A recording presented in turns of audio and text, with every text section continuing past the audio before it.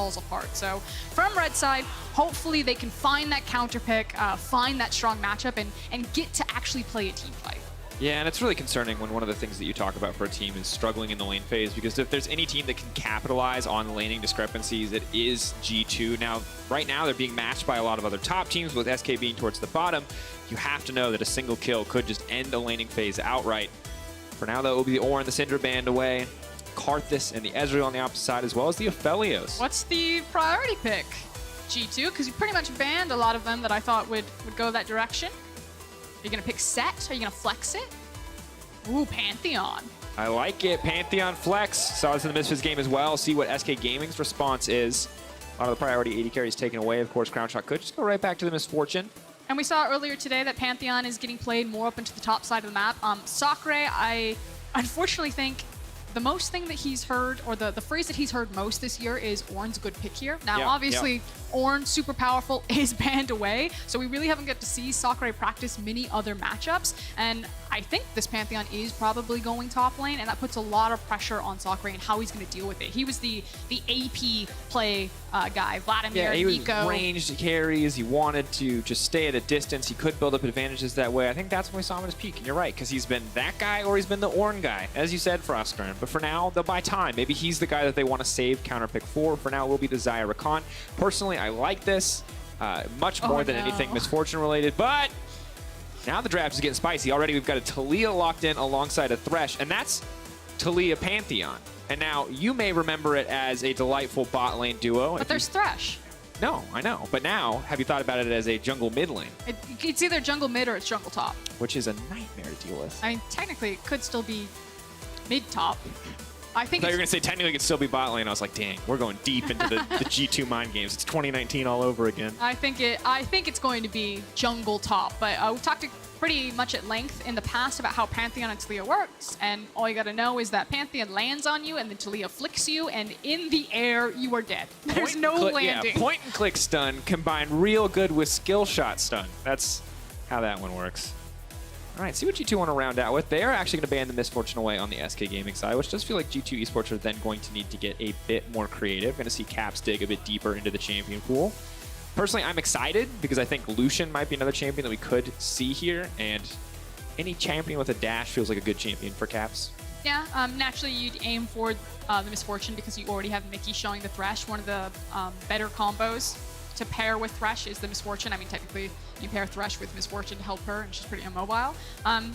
You could also potentially look for more dive-oriented champions. Something that THRESH really excels in unlocking for compositions is because he has Dark Passage with Lantern, you have champions that can fly into a backline, and then he throws them Lantern, pulls them back out into safety.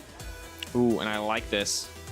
Aatrox now banned away, limiting the option of a potential double flex with the Pantheon and the Aatrox, just swapping them so that the Aatrox is against the set no matter where he goes.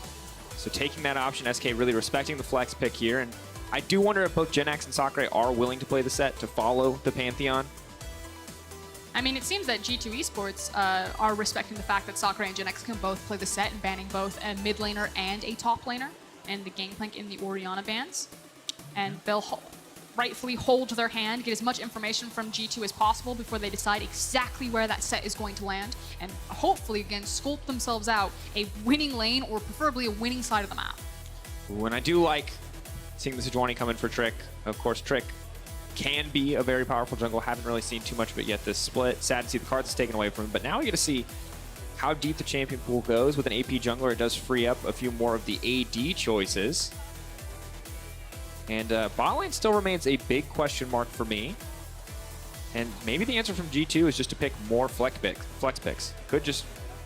This is going that deep could here. be Zoe bottom. Could be Zoe bottom, and they could just take triple flex and just move everything around. Zoe bottom works very similarly. I think we saw it a couple of times, but it works similarly to how Orianna bot used to work, which was you're primarily a wave clear tool. If they lock in Aurelia, you're just like, what champion is actually getting played where? All right. Don't think it's going to be the Bard. Gnar got some changes. Gnar did get some changes, and is going to get locked in now. Makes me feel like it's Pantheon in the mid lane. Gnar, most comfortable in the top lane, wants a long lane to run down his target. Of course, his buffs were jungle Gnar, mostly, as well as some additional ratios on some of his other skills. But I think that means that it's Zoe bot. Zoe bot? Could also be Pantheon bot? No. Okay, we're playing Pantheon G2 bot. roulette again. Let's just see. Let's just see. It's a new patch. We'll enjoy it. And SK Gaming, this is something we talked about. Sacre returning to comfort, returning to Kennen in the top lane. And honestly, when your back's against the wall, when you're at the bottom of the table, I do love to see it. Now, it looks like it will be... Wait, we got 20 seconds. Well, they have till 20 Yeah, seconds. at 20 seconds, we'll know exactly where everything's going to go. Talking to SK, as you just said, I like the fact that SK Gaming are going back to the comfort, because again, they've really been struggling in their lane phase to even get to really get to a stage of the game where they can play. So I'm glad to see Sacre back on comfort like that Kennen that you were just talking about. I'm gonna keep my eyes on Jenax, and it's not, oh wow, they really did change up as I look back at G2. Okay, TALIYAH bot, still the same thing. Wait. You guys can't see the client, but we can see the client. Oh no. That TALIYAH has smite. They've got double smite. The people most excited to watch this game are anyone who's a League of Legends fan and the balanced team to see what they got to nerf next. He changed He it. changed? He changed? He changed. All right, he changed. Sorry, I apologize. guys. False hope. He swapped it around. But here we are, getting ready for game. Thank you, Keanu. Just getting up there. No, you're beautiful. Of course, the final moments before we get to watch how this composition unfolds. It is the exhaust in the end for the TALIYAH. A ton of setup here on the bottom side.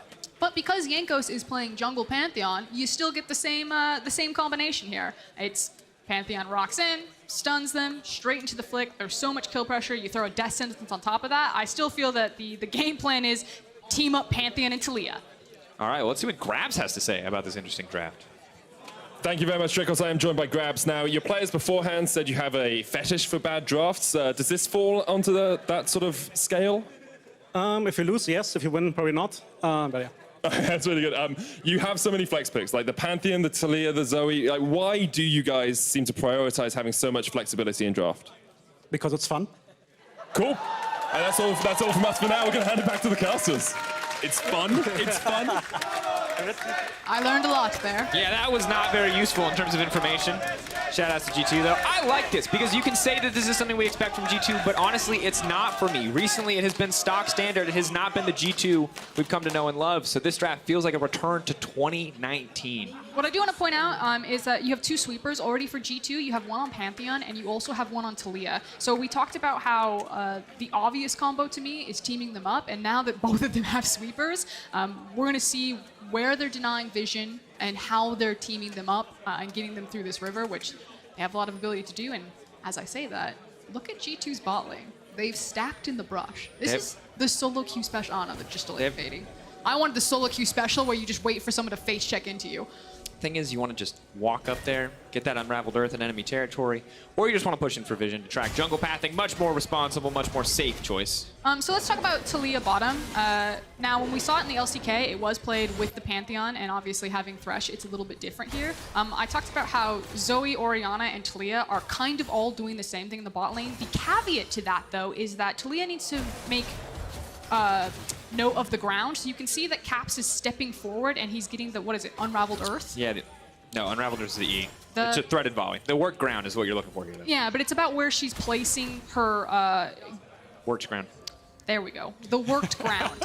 So she needs to get the wave. I'm like, I don't know what that passive is called. Champion hasn't been picked in forever. But she needs to get the unworked ground pretty far up into the lane so that as the wave crashes back into her, she still has the ability to throw out multiple pieces of her Q. Whereas if you have a Zoe or an Orianna bot, you're obviously not working around that limitation, and it's just about pushing the wave. So I actually really like that Mikyx and Caps are playing so aggro here. A, to deny XAYAH and RAKAN, who are so strong at level 1, like shoving waves in themselves, but also not being punished there by finding themselves in a situation where TALIYAH's just throwing out like a single Q because she's already put the ground down. Yeah, one of the buffs that they did to TALIYAH a while back when they were trying to pull her out of the jungle was lowering the cooldown to work ground so that she could Q more often. But Jankos is now here. They're zoning off, and very aggressive play from the side of G2. The really only punish that SK have open as an option for them is Kennen on the top side, just pushing in, getting a bit more pressure there. But just a lot of CS being denied here very beautifully by G2. Yeah, they have... XAYAH and RAKAN have 3 creeps between them right now. And obviously level 3 to level 1 and 2 is a real feels bad as there goes Limit, and you can see that already Trick is being pulled down here just to protect his bot lane from a potential dive. So I really like, again, how G2 are working around TALIYAH's passive, how they're using her very strong wave clear, and how they're really just punching XAYAH RAKAN in the mouth. And they're going to need at least a few more levels before they can really start to contest this, because it's a very high-risk proposition to go in as RAKAN into a Thresh, but Sett trying to get a bit more done, going sleepy, big damage coming in onto Jenax, baited, and he's gonna get him. Easy pick up there. Cap's now in a little bit of trouble, can't just take the Lantern, but he has not grabbed it yet. It's just pulling back. I think he can step forward, fish for a hook or a flay, but we'll back off. So positive trade for SK on the bottom side, but hugely positive trade for G2 in the mid. I actually think Caps wasn't in trouble until Mikyx actually missed the death sentence. If he had connected that, I think that would actually be a win for G2 in mid and bot lane, as here comes Trick. Here we go. Mikyx should just go down here. At least he's going to have to burn the flash. Trick now stepping forward. The flash Q forward. Mikyx doesn't flash away, just gives up his life on the back of that play. That was the key mistake. You unblinded there, Drakos. The fact that Mikyx does have flash. He just should have respected Trick right there. He would have flashed away to safety and been fine, but SK do get something back on the board and are starting to alleviate some of the pressure on the spot lane. And a bit concerning. So now Sacre is getting engaged on here by Wunder. Making our, of course, very easy for Sacre to harass down. But I'm concerned for G2's bottom lane. This is definitely, after the strong level 1 through 3, that was not what they wanted. But we can see back mid lane what happened. Yeah, taking another look at this one. PERKZ using the speed up there. Manages to get into range. Hits the sleep. Good job on Jankos not to break it so that he can also connect the Q damage. And then the sleep is broken. And then chases him under the tower for the, spear? Kill. Yeah. Oh. For the Comet Spear. We're zipping through this one. That was the BuzzFeed of the replays. Thank you, observers. Yeah, and this feels really questionable to me because this, maybe it looks different on Mickey's screen, but that felt so telegraphed. Like, that was very clear what he wanted to do. So I do wonder if it was a conscious choice from Mikyx just not to give up the flash. I don't think it was a conscious choice. I'm really going to die here, I think. Yeah, we won't give him the benefit of the doubt then. But good on Jankos in the mid lane. They obviously saw the Haymaker cooldown used by Jenax that was heavily nerfed last patch. So the second he uses that, it's pretty free tower dive for the side of G2. And now PERKZ is very comfortable. You can see Boots too, just to weave in and out here and harass. And everything's going great right now for G2 at this point in the game. And you said it in draft phase that for SK, a team like G2 is normally going to be anyone's nightmare, but especially because of how aggressive that they play in lanes. And across the board, you can see all of G2's members super far forward up in their lanes, really just trying to get every single chip of damage that they can down. And I guess when you're against a jungler like Trick, who isn't really known as a ganking-oriented jungler, you're pretty free to do this. Yeah, Trick has been very passive so far this split, so it does feel like a good punish onto those tendencies. Mikyx, the play backwards, but a good dash out from Limit. Battle Dance takes him to safety. Here comes the dive. Trick is here as well, though. Good damage down on the Crownshot. It's a sleepy RAKAN, but the body block comes in. They will stop the play from happening, but do manage to force out the heal, it looks like, from Limit. And you're starting to see some of the other combinations there. They're basically just trying to, G2 are basically just trying to stack as much or any piece of CC that they can on top of that flick, which, where's the flick gonna go? Now they're walking in. Hook gonna come out, but it goes wide. RAKAN does manage to make it to the backside. The TP now coming in. Crownshot, no mana, but not contested in the play. Will just be pushed out by the seismic shove. He's got 6. Yeah, but no flash. They can't just walk away from the play. PERKZ is gonna come in. Sleepy Trouble Bubble over the wall, using the terrain to extend. Well played. Follow-up can happen, but definitely not the fight that they want. Aftershock now comes in. Stun can't come out as well. The dunk back into the middle of the team, and now Jenax is there. The Haymaker, where's it going to go? Big damage onto Mikyx, but not quite enough. Jankos is still alive. He's channeling extra damage, but not nearly enough to keep him safe. Crownshot walks away with another kill as PERKZ is now on the hunt. Sleepy Trouble Bubble connects. Crownshot desperate to finish off a kill because he knows he's already dead, but no! PERKZ takes another one, a heartbreaker for SK. And it feels like G2 are trying to play with their food, but their food bit back there. SK do manage to get something for their trouble. That said, they still lose across the majority of the play because you're losing all of this gold and this experience that Mikyx and Caps are then shoving into the lane. But you can definitely feel that G2 are limit testing a bit here. Yeah. The limit of the hook hitbox, very tangible there for Mikyx. It went a little bit wide. Interesting that Caps is now, he's held his flick, and he actually used it to disengage this time around. You already called PERKZ using the terrain, extends and lands the sleep. Unfortunately, there's no follow-up damage there, so yeah, I guess it stalls SK Gaming to wait around as Mikyx hit that one, bent it around the minion. Pretty sure that minion was like directly in eye line of that hook, but And this is just such a close, two incredibly low health bars. And you see Crownshot gets one, and he's so keen about that one that he wants to go for a second, but it doesn't work out. But that said, only a small gold deficit overall for SK. Almost 1,000 this early in the game, not going to be the end of the world. Lived down here. Limit and Crownshot are in like a 2v4, and occasionally Trick shows up. But to be fair, when we talk about SK as a team, Crownshot is one of the names that consistently comes up. Though Limit gonna get flicked back and taken down. That was the ideal case for that bottom lane. Now Sacre is gonna be in trouble. Conqueror procced, Ultimate gonna be forced out. Wunder. Here comes the house, the flash to safety. The Penguin on ice will not be enough. And there's the layering of the CC pieces that we were talking about. So in the duration of the death sentence, the amount of damage that TALIYAH can output and just chain you in those CCs that you don't really get much response time if you're SK. Now Jankos stepping in, has a bit of vision. Focus well to take him out to safety. Mikyx has to be careful though, because he can't lantern himself out. Now Mikyx's going to be in trouble. Kennen on the way down, but no ultimate available for Sacre. It makes this quite a questionable play. I think he's going to arrive to this play a little bit too late. Well walled off. Oh, that feels really bad for Sacre. Yeah. It's especially painful because of Kennen's walk animation. It's like a little waddle forward. You can almost hear him say, guys, I'm coming. I'm on the way. But he will get all that bot lane farm because Crownshot is a very nice person. He had to, otherwise it would have been so punishing for him. It might actually force, Crownshot's heading topside. It might actually force SK to play for Herald here as they are swapping on the fact that Kennen used the TP, is now found himself into the bot lane. That said, G2 are now matching it.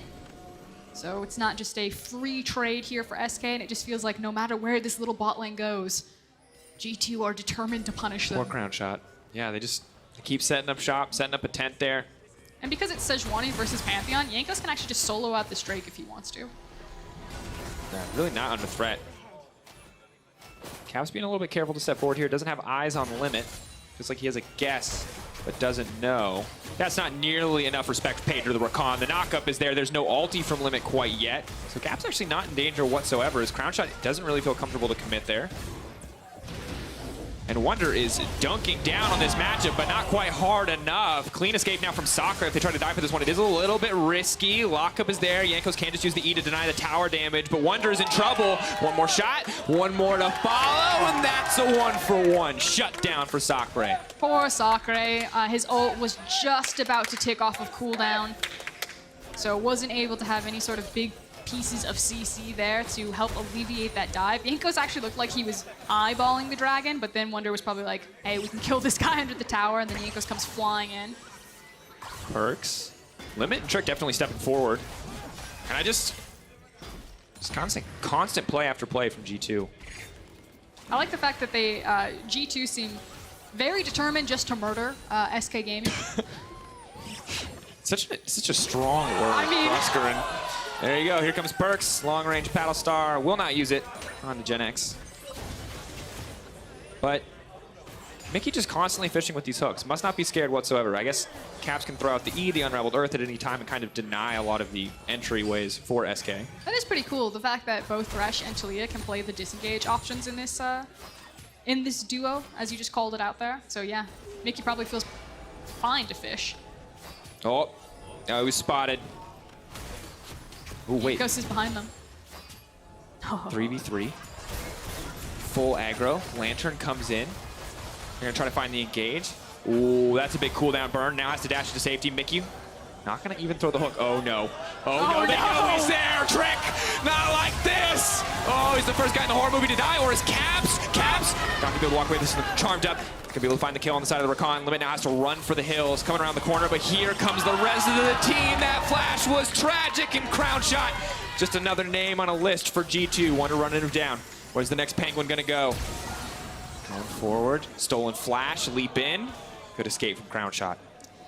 Meanwhile, in mid and bot lane, Sett and Kennen getting some good time with these towers, though. That's all I got. I mean, that's fine. It's still a 2K lead for G2, but... I mean, it's definitely not fine for SK. Yeah. In the context of SK versus G2, you kind of take what you can get. Frosco. This is just... Yeah. Bit one-sided. Bit one-sided. You keep getting, I don't know about you, but I keep getting hope. I see Limit like landing these constant knockups from RAKAN. Now he's level 6, but it just never results in much. The thing is again, G2 have like all of the tools that they can actually turn towards these monster objectives. They can try forcing it, but it feels like G2 are like C hero, kill hero, and it just targets on Crownshot and Limit. And it doesn't get easier either, because the Luden's Echo now comes in. Now the hoses come in, the Hextech GLP 800, which means that that's essentially going to hit confirm the TALIYAH knockback, even if Mikyx continues to whiff hooks in this game. Definitely a bit difficult.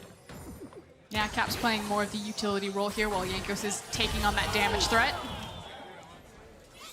And that has to feel bad for Jenax. You don't get a chance to respond. You can throw out that beefy haymaker, but you're never going to hit the Zoe with it. Mikyx, Hex flashed over the wall. Hook goes in, does not connect it. Trick round 3. If at first you do not succeed, try again. Jankos, he's the man who's been caught out, but the lantern's there. Instant disengage. You can see why they picked this champion. That is another very sad TP for the side of SK. The disengage. G2 are just playing with their food. I have a feeling we might see some desperation here from SK if they don't actually reset themselves here. Like, they expended so much to get this fight, they might try to force it.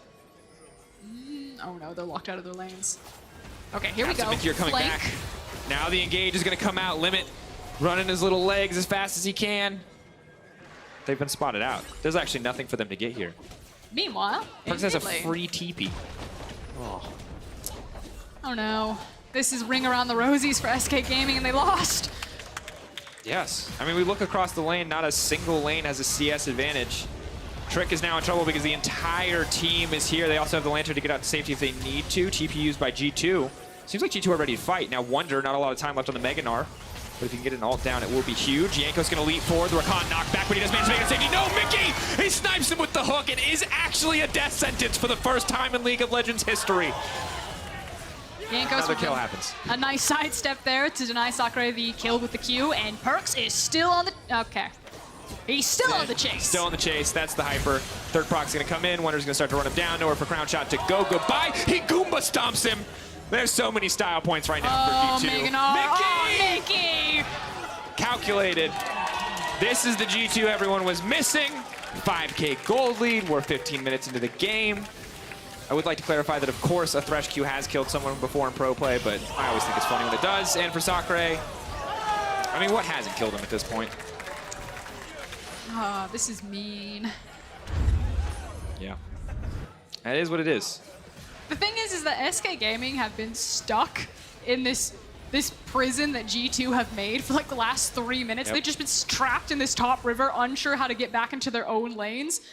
Wunder and PERKZ absolutely walked them out of the mid lane, took the mid-tier tower, and then just hunted them down, ripped them apart. Yeah. And Jenax actually walks into Wunder at the literal worst time. He has just enough Mega GNAR left to slam, use the full combo, and then turns into Mini to run him down. Why is this the replay we watch all of? This is cruel, replay team. We don't need to see it. Except for the Goomba Stomp, that was sweet. SK will grab the Ocean Drake. It is the silver lining, I suppose. Look at the story of this game is in the itemization differences at this point between G2 and SK. Like, what are you talking about? Set has 2 items and a ruby crystal. PERKZ has just a base component. Sacre's in trouble. He can ult here. Oh, Wunder. Not quite enough. So PERKZ will get that kill quite easily. Of course, if you want to see the story of PERKZ, an LEC legend, Zoe Abuser. This is the most Check it out now on YouTube. brutal billboard I've ever seen. They're like diving Sacre for the 50th time this game. The lower third pops up. By the way, PERKZ, an absolute legend. Yeah. Yeah, you're right. I mean, on the one hand, oh, Crownshot. If you had a heat map of where Sacre's been, it's literally been underneath towers and then dead. That's like Fountain Tower, Fountain Tower. Your Fountain solo queue Tower. team's flaming you like, Kennen, just play safe. Stop inting, stop feed. He's like, I don't know what to do. I don't know what you want me to do. Where can I go? There's 6 of them. Frosk. Yeah? I think this is the game where if you're SK, you go, all right, we'll hold out. I have no idea what you're No, saying. come on, bear with me. We're going to get there eventually. If you're Sacre, you say, you know, I've always loved towers. I always felt comfortable there. No. If this is a game where you kind of just look at the game, you go, okay, we probably lost this one. You have to take that for what it is, and you have to stay composed for the match ahead of you, because that was so Captain Jack. Once again, G2 just styling. Literally just making a montage here. Continue. But Your SK. you just can't let this break you mentally, because there are other games you can win. This is not one of them. Short of a miracle, I don't feel bad saying this is not one of them. Now, Trick goes in. Kennen can try to dash his way out of this one. A good stun now coming down. Wunder trying to run for the hills. The hyper proc should let him speed out to safety. Reminder that the Captain Jack cleanse meant that Trick didn't have his ult there. So Wunder missed the boomerang. Oh, wait, set! Get him, Jenax! Get him!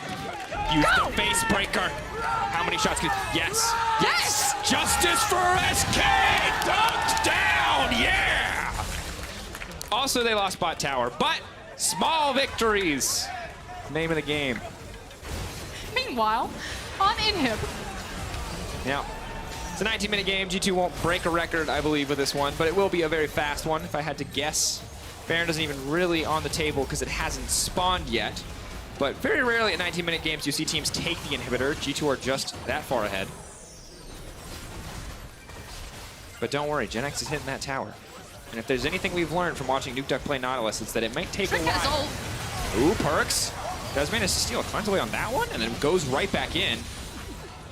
Did he pick up cleanse off a creep? Mikhail's from Mickey. Never mind, just great teamwork. I thought he just actually clutch picked up a cleanse off a creep. That'd be so frustrating. That would be infuriating. Jenax did do decent damage to the tower until Wunder returned and chased him off his lawn. The Baron's now in play, but I feel like if G2 even look at the Baron, it's simply to draw SK to them so they can continue to stack their KDAs. Yeah, they're padding real good.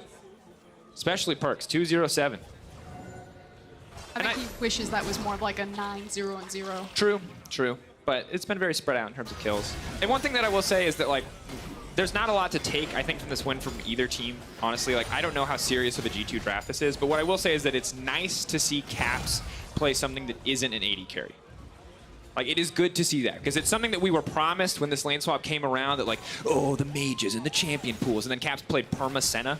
It was like, oh, okay, well, that's... I mean, is that necessarily a good thing as we head into a tank meta, though? I mean, I'm just excited that we're getting some of the things that G2 kind of promised, which is more diversity in the bot lane. I'm not saying TALIYAH is the answer. I'm just saying it is in the right direction. I already knew that Caps could play TALIYAH. I don't know how comfortable Caps is on something like a XAYAH or Tristana, and those champions might be much more valuable if you've got, like, tank.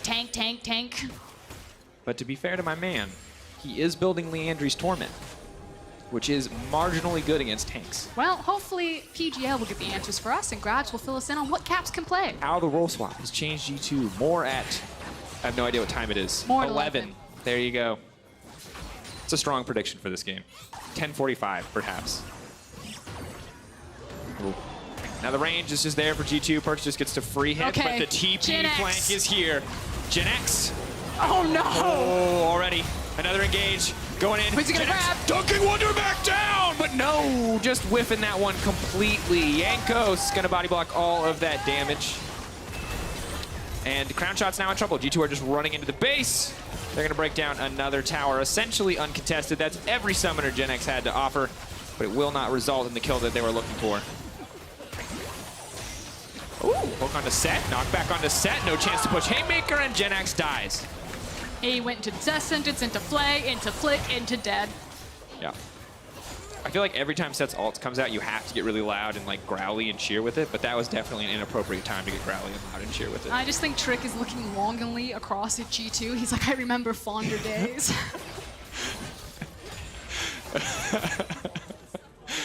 I was gonna start singing, never mind. This game's almost over. All right, here we go, G2. It's not quite a victory lap. They still have to get through the rest of the team, but now Limit is on the way in. Sacre doesn't have an ultimate. He already used it in the last fight. There's really nothing for SK here, but they're gonna try anyway. Why? Because they've got heart, but they don't have damage, so they won't kill anyone. And G2 are gonna turn to the mid lane. Can you beat someone with heart? We're gonna find out together, Frosco. And like we said, not a lot to take from this game for either team. Unfortunately, I think G2 have to back off here. Yeah. Oh, another flick. Knockback. This time the Haymaker's ready, though. Caps caught out. Oh, Wunder about to go mega. Disengage.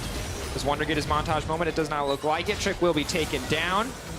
There was a brief moment there where Trick was on the right side. He was back in between his G2 brothers, and he looked across at the enemy. Oh. Dreams dying in his eyes, light fading. Please.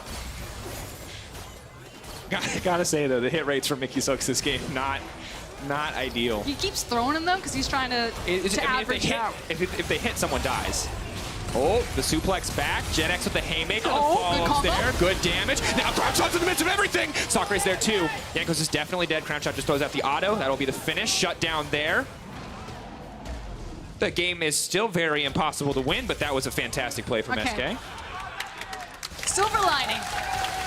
SK Gaming now have 3 free farm lanes. True. Yeah. This is actually a ton of gold. If they survive this inhibitor respawns, I think, what is it, like 2k gold per inhibitor, essentially, you can soak up if you're on top of it. Yeah, so that was the pro there. The con is that Baron is still available, and if G2 really do want to actually flex, they could actually just walk over to it. We're just watching Is it a replay of a back timer? PERKZ is just recalling and leaving his team to die. That's like probably in comms. Guys, I really want to go buy this item. All of G2, fight, fight, fight, fight, fight. Yeah. And we're having fun with it, but I want to clarify, like, no BM to SK. Like, this happens. You're getting G2'd. It happens to the best teams in the league, happens to the worst teams in the league. Like, it just happens. Sometimes G2 show up and they just destroy people. I mean, you to know? be fair, G2 did this to teams on the MSI and... Yeah. Some of them 3 times in a row in the fastest international best of 5 at MSI, but others, you know, less. Have they lasted longer than TL? Yeah. I don't know for sure, but I'm pretty sure, yeah. All right, there's the knockup. Mikyx now caught out the flick back. Mikyx's going to flash out to safety. Oh, here comes Wunder. PERKZ. Ooh, dunk back.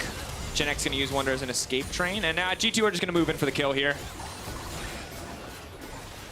The play till you lose philosophy not going to continue through for G2. They got one more team fighting them. Oh, the hook. It's barely going to miss there. Redemption comes in. Go, Sacre! Sacre, big ultimate, but no Zanyas means instant death.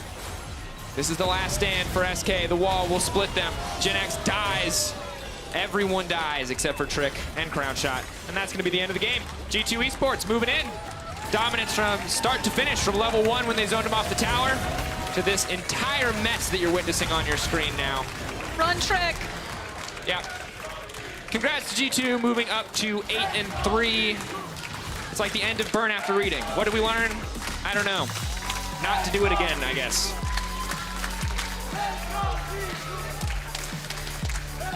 Big smiles. Yeah. If I was going to sign up for a G2 experience, I think that would be the one, though. Why would anyone sign up for that? I don't know.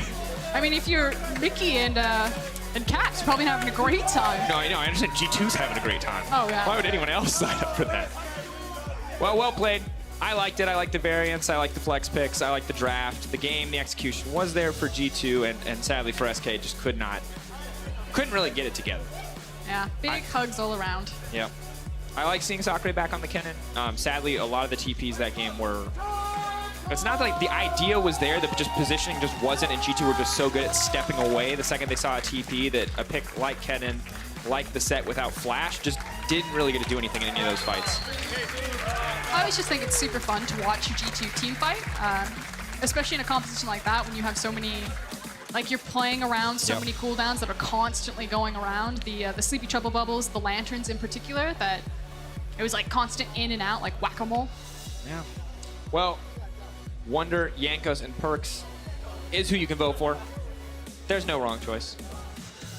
But PERKZ might be the right one. What do you think, Frosco? I'm actually sad that Mickey's not on there. I'm giving you a dirty look. They can't see what I'm giving you a dirty look. He did good. Lanterns were good. They were clutch. They denied a lot of those engages. I just think the THRESH was a pretty pivotal pick of how that composition was. I feel like that champion single-handedly stops Set from working. Yeah, I mean, as a pick, you Set can play him approaches back. you You just lantern your AD carry out. Like short of the flanks that we saw Jenax get once or twice.